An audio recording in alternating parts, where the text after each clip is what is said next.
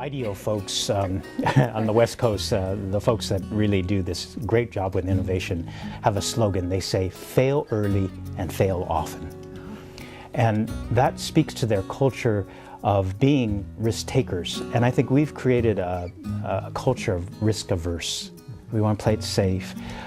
We want to get to that next level. We don't want anything to block that career path of ours.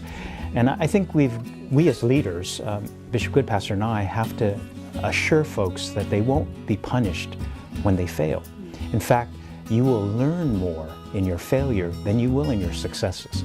And we all know folks who just have it so easy, and then that big time when they fail, they don't know what to do with themselves. So we want to prepare folks to be ready to fail, because the learning curve is the highest on the failure part of it. Recently, I just made up for our orders in all of our areas, I made up a sheet, a permission-giving slip that I handed out to all the clergy saying, this is the cabinet grants you the right to fail, and you will not be punished, and this is your call to go out and take some risks in your mission field.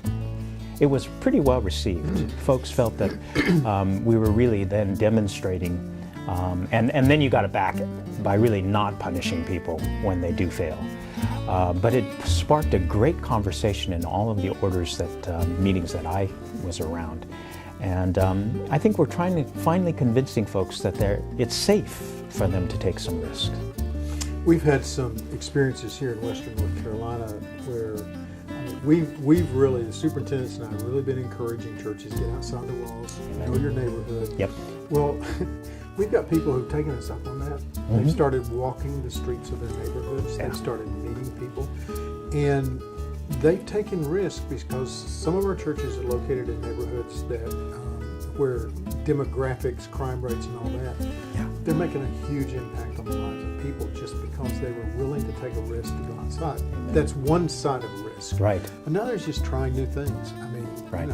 It's but it is about risking in the name of Jesus, right, and not just for the sake of that.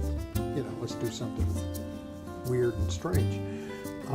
Exactly. Wonderful book I read a year or so ago called Midnight Lunch, which is the story of Thomas Edison's labs in Menlo Park. Midnight Lunch reflects that they worked all the time.